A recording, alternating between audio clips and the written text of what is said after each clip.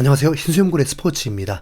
나폴리가 33년 만에 우승을 했을 때 김민재와 함께 우승의 주역이었던 선수 빅터 오시멘.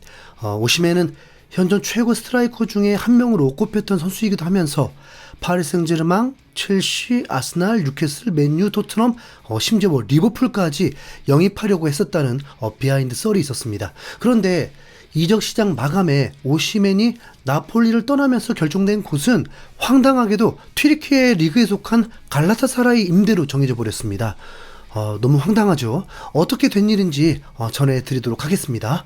오시멘은 2020년 프랑스 리그 릴에서 나폴리로 이적하면서 7천만 유로의 거액을 지르게 되었습니다. 현재 솔랑키의 몸값과 비슷하게 된 거죠.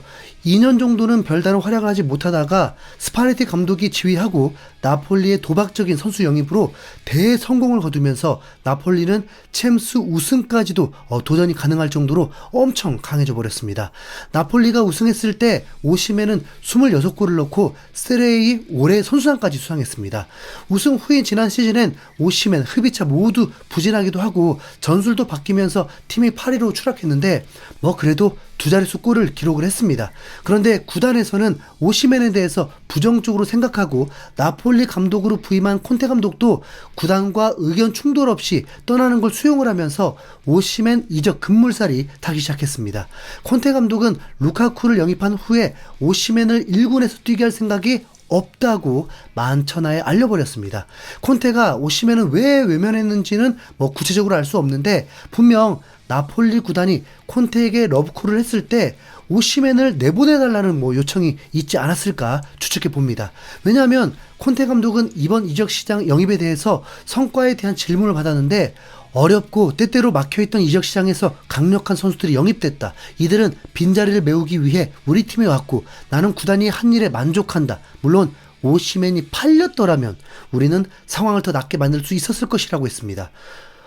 그 선수 욕심 많은 콘테가 이렇게 말한 거라면 분명히 이유가 있겠죠.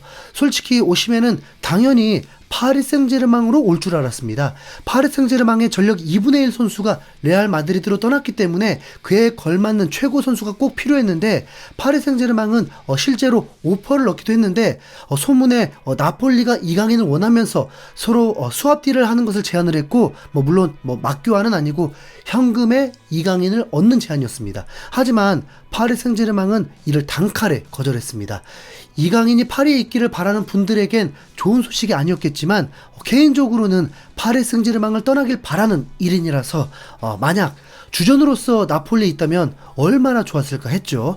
아무튼 여름 이적 시장 초기부터 일어났던 일이었고 많은 축구 팬들은 오시멘이 첼시로 턴을 하게 될 줄 알았는데 이 역시 협상 결렬이 되어버렸습니다. 후문에 의하면 오시멘이 손흥민의 주급보다 2.5배 많은 7억 5천이라는 미친 주급을 원했다고 합니다. 그러니까 데브라이너 이상의 주급을 원했다는 거죠.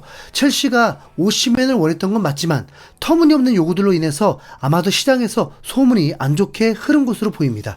나폴리가 생각한 오시멘의 가치와 시장에서 오시멘의 가치는 많이 달랐던 거죠. 그러면서 이적이 무산되고 이제는 오시멘이 사우디리그로 떠난다는 안타까운 소식이 들렸는데 역시나 돈 문제 때문인지 알 아흘리에서 이반 토니를 영입하면서 오시멘은 낙동강 오리알 신세가 되어버렸습니다.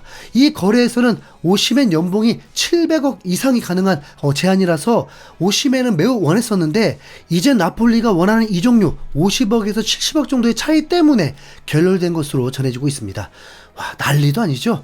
토트넘은 스트라이커 솔랑키를 영입을 했기 때문에 오시멘 같은 선수가 절대 올 리 없다고 확신했고 오히려 다른 빅클럽으로 이적하면서 토트넘이 매우 경계해야 하는 선수가 될 줄 알았는데 정말 의외로 오시멘의 행선지는 유럽 5대 리그도 아닌 튀르키예 리그의 명문팀 갈라타사라이의 임대 이적이었습니다. 충격적이죠. 프랑스 매체 RMC 스포르트에서 활동하는 파브리스 호킨스 기자는 갈라타사라이 대표단은 몇 시간 안에 나폴리에 도착할 예정이다. 오시멘은 튀르키예로 임대 이적이 가능하다. 나폴리도 그가 떠나길 원한다. 클럽 간 협상이 이어지고 있다. 이적 시장 전문가 루디 갈레트 역시 갈라타사라이가 나폴리와 오시멘에 대해 논의 중인 것은 확인됐다. 클럽 간 협상이 순조롭게 진행 중이다. 갈라타사라이는 급여가 지급되는 직접적인 임대 제한을 건넸다. 갈라타사라이는 나폴리와 오시멘의 계약을 긍정적으로 마무리할 수 있다고 확신하고 있다. 영국 매체 디 애슬레틱의 데이빗 온스테인 기자도 오시멘은 나폴리에서 임대 형식으로 갈라타사라이로 향한다. 메디컬 테스트가 진행될 예정이다. 그를 이스탄불로 데려오기 위한 전용기까지 마련됐다. 로마노 기자까지도 오시멘이 99번을 달고 갈라타사라이에서 뛸 예정이라고 소식을 전했습니다. 이게 얼마나 충격적이었으면 귄도안이 로마노가 올린 포스트에 놀란 반응을 보이기도 했습니다. 이 정도면 나폴리 구단이 선수에게 제대로 물먹여버린 상황인 건데 희대의 임대로 남을 것 같습니다. 오시멘이 튀르키예로 떠난 것 자체가 본인도 충격이 될 것입니다. 하필 작년에 나폴리와 1년 연장 계약을 해버리면서 1년만 버티면 그냥 뭐 본인이 원하는 대로 떠날 수도 있었는데 매우 후회하고 있겠죠. 아마도 서로 윈윈을 하기 위한 이적료를 높이기 위한 전략이었을 것입니다. 나폴리에 유리하게 된 임대 조건이라서 4개월 뒤 겨울 이적시장 때 떠나게 될 수도 있지만 아무튼 오시멘 입장에서는 매우 불쾌한 상황인 건 맞을 겁니다. 이 소식이 토트넘에게는 좀 찜찜하게 되었습니다. 토트넘의 유일한 우승 희망 유로파리그 네. 돌 던지시는 거 아니죠. 네. 경기 방식이 바뀌게 되면서 토트넘이 컴퓨터를 통해 선정된 8개 팀과 원매치를 하게 되는데 그 중에 갈라타사라이가 포함이 되어 있습니다.